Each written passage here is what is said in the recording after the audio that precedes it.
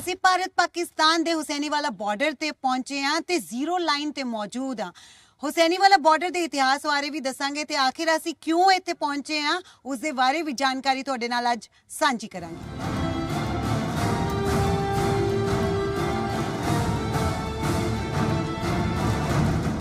साड़ी आन बान शान है तिरंगा ते तिरंगा ही है जिहड़ा सानू हुसैनीवाला बॉर्डर ते खिच लिया है। दरअसल हुसैनीवाला बॉर्डर ते भारत साइड दे विच 165 फुट उच्चा तिरंगा फहराया गया है। तस्वीरां तुहानू दिखांदे हां, इसलिए असी इत्थे पहुंचे हां क्योंकि इतिहासिक पल सी जदों तुसीं देखोगे भारत साइड दे विच 165 फुट उच्चा तिरंगा लहरा रहा है। जदों भी कोई इस तरह तिरंगे नूं लहराउंदा होया देखदा है, हर किसी दा सर गर्व नाल उच्चा हो जाता है। नाले ये भी दसदे हां कि क्यों यह तिरंगा इत्थे फहराया गया है। इसका एक वड्डा कारण तुहानूं दसदे हां असीं, क्योंकि भारत पाकिस्तान बॉर्डर ते खड़े हां। तुसीं देखोगे ओह पाकिस्तान है ते असीं भारत दी साइड ते खड़े हां। 3-4 साल पहला पाकिस्तान ने अपनी साइड करीब 140 फुट उच्चा झंडा लगाया सी ते जदों पिछले साल पंजाब दे कुछ लीडर्स इत्थे हुसैनीवाला बॉर्डर ते पहुंचे, खास तौर ते जे फिरोजपुर दे विधायक दी गल कीती जावे परमिंदर पिंकी, तो जदों उन्हां नूं पता चलिया कि उन्हां दा जिहड़ा झंडा है 140 फुट उच्चा है, तो उन्हां ने सोचा क्यों नहीं साडा भारत दा झंडा जिहड़ा है उस तो उच्चा होना चाहिदा है। क्योंकि उन्हां दा कहना है कि उन्हां दा मनना है, सारे भारत वासियां दा यही मनना है, सारे भारत वासियां दा यही मनना है कि भारत किसी भी पक्षों जिहड़ा है पिछे नहीं है। यही कारण है कि जो उन्होंने 140 फुट का झंडा लाया होया सी, तां भारत साइड 165 फुट उच्चा जिहड़ा है वो तिरंगा फहराया गया, यानी कि 25 फुट उच्चा जिहड़ा है तिरंगा फहराया गया है। इस दे नाल ही तुहानूं ये भी दस दईए कि इसनूं तैयार करन च कितना टाइम लग्या। साडे नाल शरद ने ये भी इन्ना तो इसलिए जानते हैं क्योंकि इन्हां वल्लों ये सारी मेहनत जिहड़ी है वो कीती गई है। क्योंकि कहना बड़ा आसान हुंदा है कि असी पाकिस्तान तो उच्चा झंडा जिहड़ा है वो लगाउणा है, पर पोल तैयार करन दे विच नाल ही कितनी मेहनत लगती है, कितना समा लगता है। शरद उस बारे सानू दसणगे। शरद, कब आपको बताया गया कि यहाँ पे जो है झंडा लगाना है और कितना वक्त लगा ये सब कुछ तैयारी करने में? ये मेरी एमएलए साहब से करीबन जुलाई अगस्त से बात स्टार्ट हुई थी। तो फिर उसके बाद हमारे को यहाँ पे काफ़ी सारी परेशानी आई, क्योंकि जो रिवर पास में है तो यहाँ का सॉइल कंपैक्शन बहुत ख़राब था। तो हमारे को उसके बहुत सारे उसके तरीके निकालने थे कि हम कैसे करें। और उसके बाद इसके पूरे ड्राइंग में भी चेंज हुआ, क्योंकि हमें था कि हमें ऊपर भी करना है, लेकिन उन सब तरीकों को उनसे ओवरकम करके। तो मैंने और बजाज ने, जिनसे मैंने ये पोल लिया है, और हमारा बाकी ये फ्लैग क्लॉथ मेरे अपने मैन्युफैक्चरिंग में बना, हम सब ने बहुत इसके लिए तैयारी करी। मेरे को 2-2 महीने फिरोजपुर में यही रुकना पड़ा। एमएलए सर ने बहुत सपोर्ट करा मेरे को चीज़ के लिए, और हम लोगों ने इसको दिन रात मेहनत करी। बीएसएफ वालों ने मेरे को बहुत सपोर्ट करा। उसके बाद इसको आप देखेंगे, इसको हम कम से कम 12-12 फुट हम इसके नीचे अंदर खुदाई करते हैं, गड्ढा करते हैं। फिर उसके बाद ये पोल सारा जोड़ना, इसके लिए भी हमें 3 दिन लगे। हम लोग रात भर यहाँ रुक के करते हैं काम। और लेकिन अब ये है, फिर भी जब ये लग जाता है तो एक सुकून आता है कि हमारा देश का तिरंगा पूरा ऊपर लहरा रहा है। नाल ही ये जरूरी होता है कि जो तिरंगा ऊपर लगाया जाता है तो फहराए जरूर, लहराए जरूर। क्योंकि जो तुसीं देखोगे पाकिस्तान साइड तो उन्होंने जरूर अपना झंडा लगाया हुआ है, पर वो नहीं नज़र आ रहा। पर जे गल की जाए भारत के झंडे की, तो अंदाज़ी कि दसिया जा रहा है कि कसूरी लाहौर तक जिहड़ा है यह झंडा दिखदा है। ते यही कारण है इस झंडे नूं, क्योंकि अज इस झंडे नूं क्योंकि 13 फरवरी 2021 नूं फहराया गया। यही कारण है कि असी इन्हां इतिहासिक पलां दा गवाह बनन वास्ते इत्थे पहुंचे।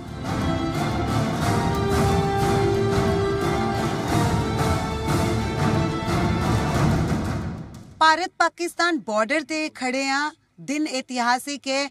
नाल ही उपराला जिहड़ा लिया है वो फिरोजपुर के विधायक परमिंदर पिंकी ने लिया है। 165 फुट उच्चा तिरंगा अज फहराया गया है। परमिंदर पिंकी जी, क्यों ये फैसला जिहड़ा है लिया गया तुहाडे वल्लों? मैं जी इत्थे जिहड़ियां साडीयां समाधां ने भगत सिंह जी, राजगुरू ते सुखदेव जी दियां पवित्र समाधां ने, उत्थे आंदा जांदा रहना है, देखदा है। जदों मैं पिछले साल इत्थे आया सीगा तां मैनूं साडे दोस्तां ने दस्सिया कि इत्थे झंडा नहीं है। मैं कहा जे भगत सिंह जी देश नूं आज़ाद करा सकते हैं तो मेरे देश का झंडा जिहड़ा है हमेशा उच्चा होना चाहिए, ਜਿੱਥੇ ਪਾਕਿਸਤਾਨ ਦਾ ਝੰਡਾ ਜਿਹੜਾ ਹੈਗਾ 140 ਫੁੱਟ ਹੈਗਾ, ਦਿਖਾਈ ਨਹੀਂ ਦੇ ਰਿਹਾ, ਸਾਡਾ ਝੰਡਾ 165 ਫੁੱਟ ਹੈਗਾ। ਮੇਰੇ ਦੇਸ਼ ਦਾ ਝੰਡਾ ਹਮੇਸ਼ਾ ਉੱਚਾ ਰਹਿਣਾ ਚਾਹੀਦਾ। ਅਸੀਂ ਅਮਨ ਸ਼ਾਂਤੀ ਨੂੰ ਹਮੇਸ਼ਾ ਪਸੰਦ ਕਰਦੇ ਹਾਂ। ਸਨ 1971 ਤੋਂ ਪਹਿਲਾਂ ਇੱਥੋਂ ਵਪਾਰ ਚੱਲਦਾ ਸੀ। ਮੈਂ ਪਾਕਿਸਤਾਨ ਨੂੰ ਵੀ ਇੱਕ ਸੰਦੇਸ਼ਾ ਦੇਣਾ ਚਾਹੁੰਦਾ ਤੁਹਾਡੇ ਜਰੀਏ, ਮੀਡੀਆ ਦੇ ਜਰੀਏ, ਕਿ ਲੜਾਈ ਝਗੜੇ 'ਚ ਕੁਝ ਨਹੀਂ ਪਿਆ। ਸ਼ਾਂਤੀ ਨਾਲ ਰਹੋ, ਅਮਨ ਸ਼ਾਂਤੀ ਨਾਲ ਰਹੋ। ਜਿਵੇਂ ਪਹਿਲਾਂ ਵਪਾਰ ਚੱਲਦਾ ਸੀ ਉਸ ਵਪਾਰ ਨੂੰ ਫਿਰ ਚਲਾਓ, ਕਿਉਂਕਿ ਦੇਸ਼ ਜਿਹੜੇ ਹੈਗੇ ਦੋਨੋਂ ਉਹਦੇ ਨਾਲ ਪ੍ਰੋਸਪਰ ਕਰਨਗੇ।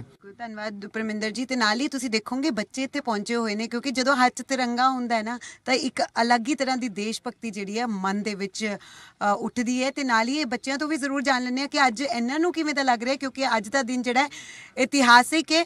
ਕੀ ਕਹਿਣਾ ਚਾਹੋਗੇ ਬੇਟਾ? आन बान शान है, तिरंगा हमारी पहचान है। तिरंगा साडी पहचान है। यही कारण है कि भारत माता की जय, भारत माता की बिल्कुल तुसीं देख सकते हो कि अज दा दिन काफ़ी ज़्यादा इतिहासिक है। ते अज 165 फुट उच्चा जिहड़ा तिरंगा है वो हुसैनी वाला बॉर्डर ते फहराया गया।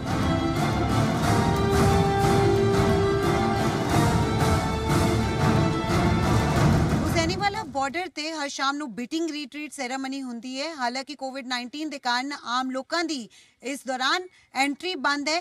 ਇਹੀ ਕਾਰਨ ਹੈ ਕਿ ਸਾਰੀ ਜੇ ਗੱਲ ਕੀਤੀ ਜਾਵੇ ਗੈਲਰੀ ਵੀ ਖਾਲੀ ਹੈ, ਪਰ ਹਾਲਾਂਕਿ ਬੀਟਿੰਗ ਰੀਟਰੀਟ ਸੈਰੇਮਨੀ ਹਰ ਰੋਜ਼ ਹੁੰਦੀ ਹੈ। ਨਾਲ ਹੀ ਜਿਹੜੇ ਵੀ ਇੱਥੇ ਲੋਕ ਪਹੁੰਚਦੇ ਨੇ ਜ਼ਰੂਰ ਉਹਨਾਂ ਦੇ ਵਿੱਚ ਦੇਸ਼ ਭਗਤੀ ਦੀ ਭਾਵਨਾ ਉਮੜ ਕੇ ਆਉਂਦੀ ਹੈ। ਸਾਡੇ ਨਾਲ ਮਨਦੀਪ ਨੇ ਅਲੱਗ-ਅਲੱਗ ਇਹਨਾਂ ਵੱਲੋਂ ਕਰਤੱਵ ਜਿਹੜੇ ਆ ਦਿਖਾਏ ਗਏ। ਮਨਦੀਪ, ਕਿੰਨੇ ਸਾਲਾਂ ਤੋਂ ਤੁਸੀਂ ਜਿਹੜੀ ਹੈ ਤਿਆਰੀ ਕਰਦੇ ਹੋ ਤੇ ਕਿਸ ਤਰ੍ਹਾਂ ਦੇਖਦੇ ਹੋ ਇਸ ਬਾਰਡਰ ਤੇ ਜਦੋਂ ਪਹੁੰਚਦੇ ਹੋ, ਕਿਸ ਤਰ੍ਹਾਂ ਦਾ ਮਹਿਸੂਸ ਕਰਦੇ ਹੋ? ਮੈਮ, ਮੈਨੂੰ ਅੱਜ ਦੀ ਤਕਰੀਬਨ 2007 ਤੋਂ ਮੈਂ ਕਰ ਰਿਹਾ ਸਟੰਟਿੰਗ, ਤੇ ਮੈਨੂੰ ਅੱਜ ਦੀ ਡੇਟ 'ਚ 15 ਸਾਲ ਹੋ ਗਿਆ ਤੇ ਮੈਂ ਅੱਜ ਹੁਸੈਨੀ ਵਾਲੇ ਬਾਰਡਰ ਤੇ ਆਇਆ ਤੇ ਮੇਰੇ ਮਨ ਨੂੰ ਬੜੀ ਸ਼ਾਂਤੀ ਮਿਲੀ ਆ। ਅੱਛਾ, ਤੁਸੀਂ ਇੱਥੇ ਸਟੰਟ ਵੀ ਕਰਕੇ ਦਿਖਾਇਆ, ਸਲੂਟ ਵੀ ਕੀਤਾ, ਉਹ ਕਿਉਂ ਮਨ ਦੇ ਵਿੱਚ ਐਵੇਂ ਦੀ ਭਾਵਨਾ ਜਿਹੜੀ ਹੈ ਉਮੜ ਕੇ ਤੁਹਾਡੇ ਆਈ? ਮੈਮ, ਆਪਣੇ ਦੇਸ਼ ਪ੍ਰੇਮੀ ਅਸੀਂ ਤਾਂ, ਤੇ ਆਪਣੇ ਤਿਰੰਗੇ ਨੂੰ ਤਾਂ ਸਲੂਟ ਕਰਨਾ ਹੀ ਅਸੀਂ ਆਪਣੇ ਨੂੰ ਦਾ। ਇੱਥੇ ਜਿਹੜੇ ਲੋਕ ਨੇ ਇੱਕ ਦੂਜੇ ਨੂੰ ਗ੍ਰੀਟ ਕਰਦੇ ਨੇ ਬੜੀ ਆਸਾਨੀ ਦੇ ਨਾਲ, ਤੇ ਨਾਲ ਹੀ ਸਭ ਤੋਂ ਪੁਰਾਣਾ ਬਾਰਡਰ ਹੋਣ ਕਾਰਨ ਨਾਲ ਹੀ ਇੱਥੇ ਜਿਸ ਤਰ੍ਹਾਂ ਟ੍ਰੇਡ ਜਿਹੜਾ ਹੈ ਚੱਲਦਾ ਰਿਹਾ ਹੈ, ਇਹੀ ਕਾਰਨ ਹੈ ਕਿ ਬਹੁਤ ਜ਼ਿਆਦਾ ਪਿਆਰ ਜਿਹੜਾ ਹੈ ਇੱਥੇ ਪਾਕਿਸਤਾਨ ਤੇ ਭਾਰਤ ਦੇ ਲੋਕਾਂ ਵਿਚਕਾਰ ਹੈ।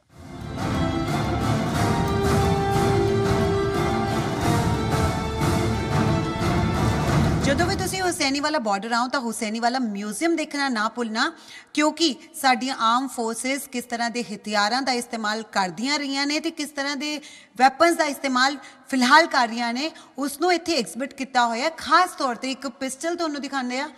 ਸ਼ਹੀਦ ਭਗਤ ਸਿੰਘ ਨੇ ਇਸ ਪਿਸਟਲ ਦਾ ਇਸਤੇਮਾਲ ਕੀਤਾ ਸੀਗਾ। ਜੌਨ ਸੌਂਡਰਸ ਨੂੰ ਮਾਰਨ ਵਾਸਤੇ ਇਸ ਪਿਸਤੌਲ ਦਾ ਇਸਤੇਮਾਲ ਕੀਤਾ ਗਿਆ ਸੀ। ਸਾਡੇ ਨਾਲ ਬਕੁਲ ਅਹਿਮਦ ਨੇ, ਉਹਨਾਂ ਤੋਂ ਜਾਣਦੇ ਹਾਂ ਇਸ ਮਿਊਜ਼ੀਅਮ ਦੀ ਖਾਸੀਅਤ ਤੇ ਨਾਲ ਹੀ ਇਸ ਪਿਸਤੌਲ ਦੇ ਬਾਰੇ। ਬਕੁਲ ਜੀ, ਇਹ ਪਿਸਤੌਲ ਇੰਦੌਰ ਦੇ ਵਿੱਚ ਸੀ ਕੁਝ ਸਾਲ ਪਹਿਲਾਂ, ਹੁਣ ਇੱਥੇ ਲਿਆਈ ਗਈ। ਕਿੰਨੇ ਕੁ ਲੋਕ ਜਿਹੜੇ ਨੇ ਉਹ ਦਿਲਚਸਪੀ ਦਿਖਾਉਂਦੇ ਨੇ ਇਹ ਦੇਖਣ ਨੂੰ? रोज़ यहाँ लोग आता है परेड टाइम। अभी तो कोरोना के बाद बंद है, लेकिन परेड जब चलता है तब लोग आता है, इनको देखता है। बिल्कुल, क्योंकि भगत सिंह ਵੱਲੋਂ ਜਿਹੜੀ ਇਸਤੇਮਾਲ ਕੀਤੀ ਹੋਈ ਪਿਸਤੌਲ ਰੱਖੀ ਗਈ ਹੈ, ਇਸ ਲਈ ਦੇਖਣ ਵਾਸਤੇ ਆਉਂਦੇ ਨੇ। ਨਾਲ ਹੀ ਤੁਹਾਨੂੰ ਹੋਰ ਦਿਖਾਉਂਦੇ ਆ ਇਸ ਮਿਊਜ਼ੀਅਮ ਵਿੱਚ ਤੁਸੀਂ ਕੀ ਕੁਝ ਦੇਖ ਸਕਦੇ ਹੋ।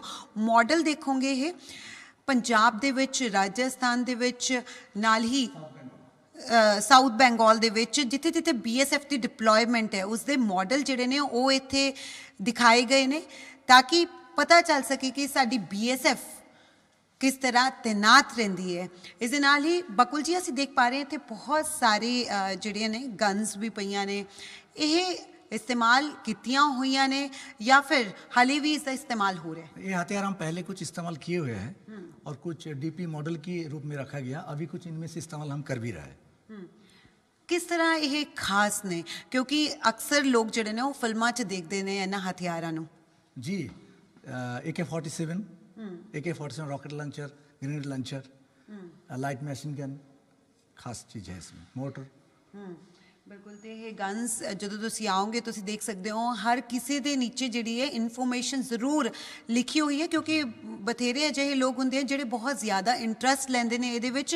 वो ज़रूर नीचे पढ़ सकते हैं कि आखिर किहड़ी गन है ਤੇ ਕਿਸ ਤਰ੍ਹਾਂ ਇਸ ਦਾ ਇਸਤੇਮਾਲ ਜਿਹੜਾ ਕੀਤਾ ਗਿਆ। ਜਿਸ ਤਰ੍ਹਾਂ ਬਕੁਲ ਅਹਿਮਦ ਦੱਸ ਰਹੇ ਨੇ, ਕਈ ਅਜਿਹੇ ਵੀ ਹਥਿਆਰ ਨੇ ਜਿਨ੍ਹਾਂ ਦਾ ਇਸਤੇਮਾਲ ਅੱਜ ਵੀ ਹੋ ਰਿਹਾ ਹੈ। ਇਹਦੇ ਵਿੱਚ ਉਹਨਾਂ ਵੱਲੋਂ ਦੱਸਿਆ ਗਿਆ ਰੌਕਟ ਲਾਂਚਰ ਦੀ ਜੇ ਗੱਲ ਕੀਤੀ ਜਾਵੇ, ਗ੍ਰੇਨੇਡ ਲਾਂਚਰ ਦੀ ਗੱਲ ਕੀਤੀ ਜਾਵੇ, ਤਾਂ ਉਹਨਾਂ ਦਾ ਕਹਿਣਾ ਹੈ ਕਿ ਹਲੇ ਵੀ ਇਸ ਦਾ ਇਸਤੇਮਾਲ ਕੀਤਾ ਜਾਂਦਾ ਹੈ। ਬਕੁਲ ਜੀ, ਜਦੋਂ ਅਸੀਂ ਇਸ ਦੀ ਗੱਲ ਕਰਦੇ ਹਾਂ ਰੌਕਟ ਲਾਂਚਰ ਦੀ, ਜਦੋਂ ਅਸੀਂ ਫਿਲਮ ਦੇਖਦੇ ਹਾਂ ਬਾਰਡਰ, ਉਹਦੇ ਵਿੱਚ ਜ਼ਰੂਰ ਅਸੀਂ ਇਹਦੀਆਂ ਤਸਵੀਰਾਂ ਦੇਖੀਆਂ ਸੀ, ਹਾਲੇ ਵੀ ਇਸ ਦਾ ਇਸਤੇਮਾਲ ਹੁੰਦਾ? अभी तो इस्तेमाल नहीं हुआ जी। उस टाइम फिल्म में तो दिखाया, वो मॉडल के रूप में यहाँ रखा गया। मॉडल के रूप में यहाँ पे रखा गया है। ये ग्रेनेड लॉन्चर है, ग्रेनेड लॉन्चर है जी, ये ग्रेनेड लॉन्चर। ਮਿਊਜ਼ੀਅਮ 'ਚ ਜਿੱਥੇ ਤੁਸੀਂ ਹਥਿਆਰ ਦੇਖ ਸਕਦੇ ਹੋ, ਉੱਥੇ ਤੁਹਾਨੂੰ ਦੱਸ ਦਈਏ ਕਿ ਸ਼ਹੀਦ ਸੁਖਦੇਵ ਸਿੰਘ ਵੱਲੋਂ ਜਿਹੜੇ ਉਸ ਵੇਲੇ ਪੱਤਰ ਲਿਖੇ ਗਏ ਸੀ, ਉਸ ਨੂੰ ਵੀ ਇੱਥੇ ਜਿਹੜਾ ਲਗਾਇਆ ਗਿਆ ਹੈ ਤਾਂ ਕਿ ਜਿਹੜੇ ਲੋਕ ਨੇ ਉਹ ਪੜ੍ਹ ਸਕਣ ਜਾਂ ਫਿਰ ਉਸ ਨੂੰ ਦੇਖ ਸਕਣ। क्योंकि ये तुसी देखोगे स्वर्गीय महान क्रांतिकारी शहीद सुखदेव सिंह का पत्र अपने किसी अज्ञान साथी के नाम, इस दे नाल ही उन्होंने जिहड़ा अपने ताया जी ਨੂੰ ਲਿਖਿਆ ਸੀ ਪੱਤਰ, ਉਹ ਵੀ ਇੱਥੇ ਜਿਹੜਾ ਹੈ ਜ਼ਰੂਰ ਰੱਖਿਆ ਗਿਆ। ਨਾਲ ਹੀ ਇਹ ਵੀ ਦੱਸੇ ਗਏ ਨੇ ਕਿ ਕਈਆਂ ਦੀ ਮੂਲ ਕਾਪੀ ਜਿਹੜੀਆਂ ਨੇ ਉਹ ਹਾਲੇ ਵੀ ਪਾਕਿਸਤਾਨ ਦੇ ਰਿਕਾਰਡ ਦੇ ਵਿੱਚ ਹੈ, ਪਰ ਫਿਲਹਾਲ ਜਿਹੜੇ ਵੀ ਲੋਕ ਮਿਊਜ਼ੀਅਮ ਆ ਰਹੇ ਨੇ ਉਹ ਜ਼ਰੂਰ ਇਹਨਾਂ ਲੈਟਰਸ ਨੂੰ ਵੀ ਦੇਖ ਸਕਦੇ ਨੇ।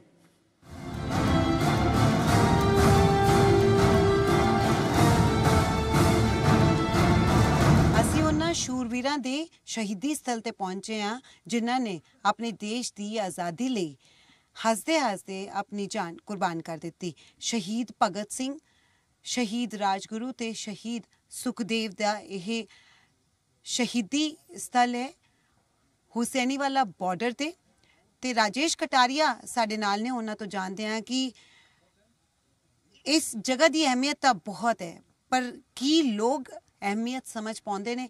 ਨਾਲੇ ਇੱਥੇ ਕਿਸ ਤਰ੍ਹਾਂ ਲੋਕ ਪਹੁੰਚਦੇ ਨੇ, ਕਿੰਨੀ ਗਿਣਤੀ ਦੇ ਵਿੱਚ ਪਹੁੰਚਦੇ ਨੇ ਤੇ ਕਦੋਂ ਖਾਸ ਤੌਰ ਤੇ ਇੱਥੇ ਪਹੁੰਚਦੇ ਨੇ? ਜੀ ਨਿਕਤਾ ਇਹ ਦੱਸ ਦੂੰਗਾ ਕਿ ਇਹ ਜਿਹੜਾ ਹੈ ਹੁਸੈਨੀ ਵਾਲਾ, ਜਿੱਥੇ ਇਹਨਾਂ ਤਿੰਨਾਂ ਸ਼ਹੀਦਾਂ ਦਾ ਜਿਹੜੀ ਅੰਤਿਸ਼ਟੀ ਕੀਤੀ ਗਈ ਸੀ, ਇੱਥੇ ਹਰ ਸਾਲ ਇਹਨਾਂ ਦੀ ਯਾਦ ਦੇ ਵਿੱਚ 23 ਮਾਰਚ ਨੂੰ ਮੇਲਾ ਲੱਗਦਾ ਔਰ ਲੱਖਾਂ ਲੋਕ ਜਿਹੜੇ ਹੈ ਇੱਥੇ ਆਉਂਦੇ ਨੇ ਔਰ ਇਹਨਾਂ ਨੂੰ ਆਪਣੀ ਜਿਹੜੇ ਸ਼ਰਧਾ ਦੇ ਫੁੱਲ ਅਰਪਿਤ ਕਰਦੇ ਨੇ। ਇਸ ਤੋਂ ਇਲਾਵਾ ਵੀ ਜਦੋਂ ਆਮ ਲੋਕ ਫਿਰੋਜ਼ਪੁਰ 'ਚ ਬਾਹਰੋਂ ਕੋਈ ਆਉਂਦਾ ਹੈ, ਉਹ ਇੱਥੇ ਜ਼ਰੂਰ ਆ ਕੇ ਇੱਥੇ ਮੱਥਾ ਟੇਕ ਕੇ ਜਿਹੜਾ ਹੈ ਉਹਨਾਂ ਨੂੰ ਆਪਣੀ ਸ਼ਰਧਾਂਜਲੀ ਅਰਪਿਤ ਕਰਦਾ ਹੈ। ਔਰ ਜਿਹੜਾ ਇਸ ਤੋਂ ਲੈ ਕੇ ਇੱਥੇ ਕਈ ਕਲੱਬ ਇਸ ਤਰ੍ਹਾਂ ਦੇ ਬਣੇ ਹੋਏ ਆ ਜਿਨ੍ਹਾਂ ਦਾ ਨਾਮ ਸ਼ਹੀਦ ਭਗਤ ਸਿੰਘ ਰਾਜਗੁਰੂ ਮੈਮੋਰੀਅਲ ਸੁਸਾਇਟੀ ਹੈਗਾ, ਜਿਹੜਾ ਉਹ ਲੋਕਾਂ ਨੂੰ ਇਹਨਾਂ ਦੀ ਸ਼ਹੀਦੀਆਂ ਬਾਰੇ ਜਾਣਕਾਰੀ ਦਿੰਦੇ ਹਨ ਤੇ ਔਰ ਲੋਕਾਂ ਨੂੰ ਜਾਗਰੂਕ ਕਰਦੇ ਰਹਿੰਦੇ ਹਨ। ਬਿਲਕੁਲ, ਇਹ ਤੁਸੀਂ ਦੇਖੋ ਕਿ ਲਿਖਿਆ ਵੀ ਜ਼ਰੂਰ ਹੋਇਆ ਹੈ, ਇਸ ਸਮਾਰਕ ਦੀ ਜਿੰਨੀ ਜਾਣਕਾਰੀ ਹੈ ਉਹ ਇੱਥੇ ਦਿੱਤੀ ਗਈ ਹੈ। ਲੋਕ ਵੀ ਇੱਥੇ ਪਹੁੰਚਦੇ ਨੇ, ਹਾਲਾਂਕਿ ਕੋਵਿਡ-19 ਦੇ ਕਾਰਨ ਆਮ ਲੋਕਾਂ ਦੀ ਫਿਲਹਾਲ ਇੱਥੇ ਐਂਟਰੀ ਬੈਨ ਹੈ, ਪਰ ਤੁਸੀਂ ਦੇਖੋਗੇ ਇਸ ਥਾਂ ਦੀ ਬਹੁਤ ਅਹਿਮੀਅਤ ਹੈ।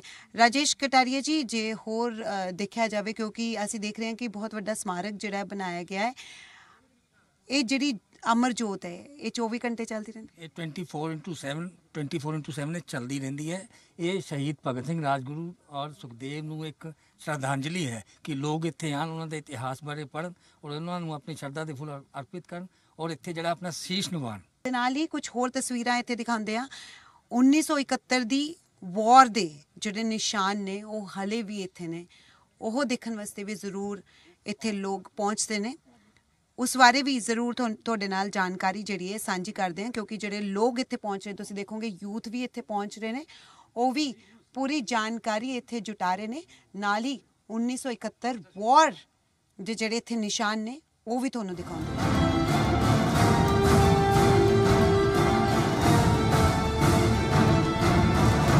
ਬਾਰਡਰ ਤੇ ਜਿੱਥੇ ਭਗਤ ਸਿੰਘ, ਸੁਖਦੇਵ ਤੇ ਰਾਜਗੁਰੂ ਦਾ ਸਮਾਰਕ ਬਣਿਆ ਹੋਇਆ ਹੈ, ਉੱਥੇ ਹੀ 1971 ਵਾਰ ਦੇ ਨਿਸ਼ਾਨ ਹਲੇ ਵੀ ਇੱਥੇ ਬਰਕਰਾਰ ਨੇ। ਇਹ ਤਸਵੀਰਾਂ ਤੁਸੀਂ ਦੇਖ ਸਕਦੇ ਹੋ। ਹਾਲਾਂਕਿ ਤੁਹਾਨੂੰ ਦੱਸਦੀ ਕਿ ਉਸ ਵੇਲੇ ਜਿਹੜੀਆਂ ਗੋਲੀਆਂ ਚਲਾਈਆਂ ਗਈਆਂ ਸੀਗੀਆਂ ਉਸ ਦੇ ਨਿਸ਼ਾਨ ਵੀ ਹਲੇ ਇੱਥੇ ਨੇ। ਜ਼ਿਆਦਾ ਜਾਣਕਾਰੀ ਲਈ ਰਾਜੇਸ਼ ਕਟਾਰੀਆ ਤੋਂ ਜਾਣਦੇ ਹਾਂ, ਕਿਉਂਕਿ ਫਿਰੋਜ਼ਪੁਰ ਕਵਰ ਕਰਦੇ ਨੇ। ਪੂਰੀ ਜਾਣਕਾਰੀ ਇਹਨਾਂ ਤੋਂ ਜੁਟਾਉਂਦੇ ਆ ਕਿ ਆਖਿਰ 1971 ਦੀ ਵਾਰ ਦੇ ਦੌਰਾਨ ਕੀ ਕੁਝ ਹੋਇਆ, ਤੇ ਅਸੀਂ ਇੱਕ ਇਹ ਰੇਲਵੇ ਲਾਈਨ ਵੀ ਦੇਖ ਪਾ ਰਹੇ ਹਾਂ ਕਿ ਆਖਿਰ ਕਿਉਂ ਬਣਾਈ ਗਈ, ਕੀ ਇਹ ਉਸੇ ਵੇਲੇ ਦੀ ਹੈ ਜਾਂ ਫਿਰ ਇਸ ਨੂੰ ਬਾਅਦ ਵਿੱਚ ਮਾਡਲ ਦੇ ਤੌਰ ਤੇ ਬਣਾਇਆ ਗਿਆ? ਜੀ ਨਿਤਿਕਾ, ਮੈਂ ਦੱਸਣਾ ਚਾਹੂੰਗਾ, ਇਹ ਜਿਸ ਜਗ੍ਹਾ ਤੇ ਆਪਾਂ ਖੜੇ ਹਾਂ ਇੱਥੇ ਸਾਡੇ ਜਿਹੜੀ ਹੈ ਆਰਮੀ ਦੇ ਜਵਾਨ ਬੈਠੇ ਹੋਏ ਸੀ। ਪਾਕਿਸਤਾਨ ਨੇ ਰਾਤ ਨੂੰ ਅਚਾਨਕ ਹਮਲਾ ਕਰ ਦਿੱਤਾ ਔਰ ਪਾਕਿਸਤਾਨੀ ਆਰਮੀ ਨੇ ਜਿਹੜਾ ਹੈ ਇੱਥੇ ਤਾਬੜਤੋੜ ਫਾਇਰਿੰਗ ਕੀਤੀ, ਗ੍ਰਨੇਡ ਸੁੱਟੇ ਗਏ, ਜਿਸ ਨਾਲ ਕਰਕੇ ਇੱਥੋਂ ਜਿਹੜਾ ਹੈ ਉਹ ਅੱਗੇ ਵਧਣਾ ਸ਼ੁਰੂ ਹੋ ਗਏ। ਔਰ ਜਿਹੜੀ ਰੇਲਵੇ ਲਾਈਨ ਦੀ ਗੱਲ ਕਰਦੇ ਹੋ, ਇਹ ਰੇਲਵੇ ਲਾਈਨ ਜਦੋਂ ਪਾਕਿਸਤਾਨ ਨੂੰ ਟ੍ਰੇਨ ਜਾਂਦੀ ਸੀ ਇੱਥੇ ਇਹ ਹਾਲਟ ਹੋਇਆ ਕਰਦਾ ਸੀਗਾ। ਇਹ ਜਿਹੜੀ ਲਾਈਨ ਹੈ ਦੁਬਾਰਾ ਇੱਕ ਮਾਡਲ ਦੇ ਰੂਪ ਤਿਆਰ ਕੀਤੀ ਕਿ ਦਿਖਾਉਣ ਵਾਸਤੇ ਕਿ ਇੱਥੇ ਜਿਹੜਾ ਹੈ ਸਟੇਸ਼ਨ ਤੇ ਟ੍ਰੇਨ ਦਾ ਹਾਲਟ ਸੀਗਾ। ਇਸ ਤੋਂ ਅੱਗੇ ਜਿਹੜੀ ਤੁਹਾਨੂੰ ਬ੍ਰਿਜਿਸ ਨਜ਼ਰ ਆ ਰਹੇ ਹੈ ਉਹ ਸਾਰੇ ਉਸ ਦੀ ਨਿਸ਼ਾਨੀ ਨੂੰ ਦੇਖ ਕੇ ਦਰਸਾਏ ਗਏ ਨੇ ਕਿ ਕੋਈ ਲੋਕ ਸਮਝ ਜਾਣ ਵੀ ਇਹ ਕਾਹਦੇ ਵਾਸਤੇ ਬਣੇ ਹੋਏ ਹਨ। ਔਰ ਇੱਥੋਂ ਟ੍ਰੇਨ ਜਿਹੜੀ ਹੈ ਪਾਕਿਸਤਾਨ ਜਾਂਦੀ ਸੀ ਉਹ ਉਸ ਤੋਂ ਬਾਅਦ ਜਿਹੜੀ ਹੈ ਉਹ ਬੰਦ ਹੋ ਚੁੱਕੀ ਹੈ। ਰਾਜੇਸ਼ ਜੀ, ਮੈਨੂੰ ਲੱਗਦਾ ਕਿ ਹੋਰ ਜਾਣਕਾਰੀ ਇੱਥੇ ਦੇਣੀ ਚਾਹੀਦੀ ਹੈ ਇਸ ਖਾਸ ਤੌਰ ਤੇ ਇਸ ਬਿਲਡਿੰਗ ਦੇ ਬਾਰੇ, ਕਿਉਂਕਿ ਜਿਸ ਤਰ੍ਹਾਂ ਤੁਸੀਂ ਦੱਸ ਰਹੇ ਹੋ ਕਿ ਗ੍ਰੇਨੇਡ ਦੇ ਨਾਲ ਹੀ ਉਦੋਂ ਗੋਲੀਆਂ ਚਲਾਈਆਂ ਗਈਆਂ ਸੀ, ਹਾਲੇ ਵੀ ਉਸ ਦੇ ਨਿਸ਼ਾਨ ਇੱਥੇ ਬਰਕਰਾਰ ਨੇ। ਬਿਲਕੁਲ ਇਹ ਇਸੇ ਵਿੱਚ ਲੋਕਾਂ ਨੂੰ ਪਬਲਿਕ ਨੂੰ ਦਿਖਾਉਣ ਵਾਸਤੇ ਇਹਨੂੰ ਸੇਵ ਕਰਕੇ ਰੱਖਿਆ ਗਿਆ ਕਿ ਜਿਹੜੇ ਹੈ ਯਾਦਾਂ ਇਹ ਤਾਜ਼ੀਆਂ ਰਹਿਣ ਕਿ ਪਾਕਿਸਤਾਨ ਨੇ ਧੋਖੇ ਨਾਲ ਜਿਹੜਾ ਹਮਲਾ ਕਰਕੇ ਜਿਹੜੇ ਸਾਡੇ ਸ਼ਹੀਦ ਸੈਨਿਕ ਜਿਹੜੇ ਸ਼ਹੀਦ ਕਰ ਦਿੱਤੇ ਸੀ, ਉਸ ਤੋਂ ਬਾਅਦ ਜਿਹੜਾ ਅੱਗੇ ਵੱਧ ਗਿਆ ਸੀ। ਉਸ ਤੋਂ ਬਾਅਦ ਜਦੋਂ ਪਾਕਿਸਤਾਨੀ ਟੈਂਕ ਫਿਰੋਜ਼ਪੁਰ ਵੱਲ ਨੂੰ ਮੂਵ ਹੋਣੇ ਸ਼ੁਰੂ ਹੋ ਗਏ ਤੇ ਉਹ ਸਤਲੁਜ ਰਿਵਰ ਦੇ ਪੁਲ ਦੇ ਉੱਪਰ ਜਿਹੜਾ ਹੈ ਗ੍ਰੇਨੇਡ ਮਾਰ ਕੇ ਉਸ ਨੂੰ ਤੋੜਿਆ ਗਿਆ ਸੀ ਔਰ ਪਾਕਿਸਤਾਨੀ ਟੈਂਕ ਉਸ ਰਿਵਰ ਦੇ ਵਿੱਚ ਸਤਲੁਜ ਦੇ ਵਿੱਚ ਗਿਰ ਗਏ ਸੀਗੇ। ਉਸ ਤੋਂ ਬਾਅਦ ਜਿਹੜਾ ਹੈ ਪਾਕਿਸਤਾਨ ਨੂੰ ਕੰਟਰੋਲ ਕੀਤਾ ਗਿਆ ਔਰ ਇਹ ਏਰੀਆ ਜਿਹੜਾ ਹੈ ਪਾਕਿਸਤਾਨ ਦੇ ਕਬਜ਼ੇ ਵਿੱਚ ਆ ਗਿਆ ਸੀ, ਜਿਸ ਨੂੰ ਬਾਅਦ ਦੇ ਵਿੱਚ ਖੇਮਕਰਨ ਸਾਈਡ ਦੇ 12 ਪਿੰਡ ਦੇ ਕੇ ਇਸ ਏਰੀਆ ਨੂੰ ਛੁਡਾਇਆ ਗਿਆ ਤਾਂ ਕਿ ਇੱਥੇ ਜਿਹੜੀ ਆ ਸਾਡੇ ਸ਼ਹੀਦਾਂ ਦੀ ਯਾਦ ਹੈਗੀ ਇਹ ਬਰਕਰਾਰ ਰਹੇ। ਬਿਲਕੁਲ, ਇਹ ਬਹੁਤ ਅਹਿਮ ਤੁਹਾਨੂੰ ਦੱਸ ਦਈਏ ਕਿ ਜਾਣਕਾਰੀ ਹੈ ਇਤਿਹਾਸ ਬਾਰੇ। ਜਿੱਥੇ ਤਿੰਨਾਂ ਦਾ ਅੰਤਿਮ ਸੰਸਕਾਰ ਕੀਤਾ ਗਿਆ ਸੀ, ਯਾਨੀ ਕਿ ਸ਼ਹੀਦ ਭਗਤ ਸਿੰਘ, ਸ਼ਹੀਦ ਰਾਜਗੁਰੂ ਤੇ ਸ਼ਹੀਦ ਸੁਖਦੇਵ ਦਾ ਜਿੱਥੇ ਅੰਤਿਮ ਸੰਸਕਾਰ ਕੀਤਾ ਗਿਆ ਸੀ, ਉਹ ਪਾਰਟੀਸ਼ਨ ਤੋਂ ਬਾਅਦ ਉਹ ਥਾਂ ਪਾਕਿਸਤਾਨ ਦੇ ਵਿੱਚ ਚਲੀ ਗਈ ਸੀਗੀ। ਪਰ ਕਿਉਂਕਿ ਭਾਰਤ ਨੂੰ ਥਾਂ ਚਾਹੀਦੀ ਸੀ, ਕਿਉਂਕਿ ਉਹ ਸਾਡੀ ਪਵਿੱਤਰ ਧਰਤੀ ਹੈ, ਇਹੀ ਕਾਰਨ ਹੈ ਕਿ 12 ਪਿੰਡ ਪਾਕਿਸਤਾਨ ਨੂੰ ਦਿੱਤੇ ਗਏ ਸੀ ਤੇ ਉਸ ਤੋਂ ਬਾਅਦ ਇਹ ਥਾਂ ਜਿਹੜੀ ਹੈ ਉਹ ਪਾਕਿਸਤਾਨ ਤੋਂ ਲਈ ਗਈ ਸੀ। ਇਸ ਦੇ ਨਾਲ ਹੀ ਰਾਜੇਸ਼ ਜੀ, ਜੇ ਗੱਲ ਕੀਤੀ ਜਾਵੇ, ਪਹਿਲਾ ਟ੍ਰੇਡ ਹੁੰਦਾ ਸੀ 1971 ਤੱਕ, ਜਿਨੇ ਦੱਸਦੇ ਨੇ ਕਿ 65 ਤੱਕ। ਪਹਿਲਾਂ ਇਹ ਵੀ ਦੱਸਿਆ ਜਾਂਦਾ ਹੈ ਕਿ ਜਿਨੇ ਪਹਿਲਾਂ ਫੂਡ ਜਾਂ ਫਰੂਟਸ ਜਿਹੜੇ ਹੁੰਦੇ ਸੀ, ਡਰਾਈ ਫਰੂਟਸ ਹੁੰਦੇ ਸੀਗੇ, ਉਹਦਾ ਜ਼ਿਆਦਾਤਰ ਵਪਾਰ ਜਿਹੜਾ ਹੈ ਉਹ ਇੱਥੋਂ ਹੀ ਹੁੰਦਾ ਸੀਗਾ। ਹੁਣ ਵੀ ਲੋਕ ਕਹਿੰਦੇ ਨੇ ਕਿ ਇਹ ਲਾਈਨ ਜਿਹੜੀ ਉਹ ਓਪਨ ਕਰਨੀ ਚਾਹੀਦੀ। ਇੱਥੇ ਲੋਕਾਂ ਕੋਲ ਜਿਹੜਾ ਹੈ ਲਾਇਸੈਂਸ ਸੀਗੇ ਪਾਕਿਸਤਾਨ ਤੋਂ ਇਲਾਵਾ ਅਫਗਾਨਿਸਤਾਨ, ਈਰਾਨ, ਇਰਾਕ ਤੋਂ ਜਿਹੜਾ ਡਰਾਈ ਫਰੂਟਸ ਹੋਰ ਕਈ ਚੀਜ਼ਾਂ ਜਿਹੜੀਆਂ ਹੈ ਇਸ ਬਾਰਡਰ ਦੇ ਰਾਹੀਂ ਜਿਹੜਾ ਹੈ ਫਿਰੋਜ਼ਪੁਰ ਤੋਂ ਲੈ ਕੇ ਇੰਡੀਆ ਦੇ ਦੂਰ ਤੱਕ ਸਪਲਾਈ ਹੁੰਦੀਆਂ ਸੀ। ਲੇਕਿਨ ਉਹ ਜਦੋਂ ਪਾਕਿਸਤਾਨ ਨਾਲ ਟੈਨਸ਼ਨ ਵਧੀ ਤੇ ਹੁਸੈਨੀ ਵਾਲਾ ਬਾਰਡਰ ਬੰਦ ਕਰ ਦਿੱਤਾ ਗਿਆ। ਉਸ ਤੋਂ ਬਾਅਦ ਅੱਜ ਤੱਕ ਨਹੀਂ ਖੁੱਲਿਆ ਔਰ ਫਿਰੋਜ਼ਪੁਰ ਨੂੰ ਇਸ ਦਾ ਖਾਮਿਆਜ਼ਾ ਬੁਰੀ ਤਰ੍ਹਾਂ ਭੁਗਤਣਾ ਪਿਆ। ਇੱਕ ਤਾਂ ਬਾਰਡਰ ਬੈਲਟ ਹੋਣ ਕਰਕੇ ਫਿਰੋਜ਼ਪੁਰ ਦੀ ਤਰੱਕੀ ਨਹੀਂ ਹੋਈ, ਕਿਉਂਕਿ ਪਹਿਲਾਂ ਲੋਕਾਂ ਨੂੰ ਲੱਗਦਾ ਸੀ ਜੇ ਪਾਕਿਸਤਾਨ ਨੇ ਹਮਲਾ ਕਰਤਾ ਸਾਡੀ ਇੰਡਸਟਰੀ ਨੇ ਤਬਾਹ ਹੋ ਜਾਏ, ਔਰ ਬਾਕੀ ਰਹਿੰਦਾ ਸੁੰਦਾ ਕੰਮ ਜਿਹੜਾ ਹੈ ਇਸ ਸਟੇਟ ਦੇ ਬੰਦ ਹੋਣ ਨਾਲ ਜਿਹੜਾ ਫਿਰੋਜ਼ਪੁਰ ਨੂੰ ਖਾਮਿਆਜ਼ਾ ਭੁਗਤਣਾ ਪਿਆ, ਜੋ ਅੱਜ ਤੱਕ ਭੁਗਤਣਾ ਪੈ ਰਿਹਾ। ਬਿਲਕੁਲ, ਫਿਰੋਜ਼ਪੁਰ ਦੇ ਨਾਲ ਪਾਕਿਸਤਾਨ ਨੂੰ ਵੀ ਕਹਿ ਸਕਦੇ ਹਾਂ ਕਾਫੀ ਖਾਮਿਆਜ਼ਾ ਭੁਗਤਣਾ ਪਿਆ। ਬਿਲਕੁਲ ਤਾਂ ਕਹਿ ਸਕਦੇ ਹਾਂ ਕਿ ਜੇ ਕੋਈ ਵੀ ਹੁਸੈਨੀ ਵਾਲਾ ਬਾਰਡਰ ਤੇ ਆਉਂਦਾ ਹੈ ਤਾਂ ਉਹ ਜ਼ਰੂਰ ਇੱਥੇ ਬੀਟਿੰਗ ਰੀਟਰੀਟ ਸੈਰਾਮਨੀ ਤਾਂ ਜ਼ਰੂਰ ਦੇਖੇ, ਪਰ ਇਸ ਦੇ ਨਾਲ ਹੀ ਜਿਹੜਾ ਸ਼ਹੀਦੀ ਸਮਾਰਕ ਬਣਿਆ ਹੋਇਆ ਹੈ, ਨਾਲ ਹੀ ਇੱਥੇ ਜਿਸ ਤਰ੍ਹਾਂ ਅਸੀਂ ਦੱਸਿਆ ਕਿ 1971 ਵਾਰ ਦੇ ਜਿਹੜੇ ਨਿਸ਼ਾਨ ਨੇ ਹਾਲੇ ਵੀ ਬਰਕਰਾਰ ਨੇ, ਉਹ ਸਭ ਕੁਝ ਵੀ ਇੱਥੇ ਜ਼ਰੂਰ ਦੇਖਿਆ ਜਾ ਸਕਦਾ ਹੈ। ਤੇ ਖਾਸ ਤੌਰ ਤੇ ਜਿਹੜਾ 165 ਫੁੱਟ ਉੱਚਾ ਝੰਡਾ ਇੱਥੇ ਲਗਾਇਆ ਗਿਆ ਹੈ, ਉਸ ਦਾ ਗਵਾਹ ਜ਼ਰੂਰ ਹਰ ਕਿਸੇ ਨੂੰ ਬਣਨਾ ਚਾਹੀਦਾ ਹੈ। ਕੈਮਰਾਮੈਨ ਧਰਮਵੀਰ ਦੇ ਨਾਲ ਨਿਤਿਕਾ ਮਹੇਸ਼, ਬ੍ਰੀਜ਼ੀ ਮੀਡੀਆ, ਫਿਰੋਜ਼ਪੁਰ।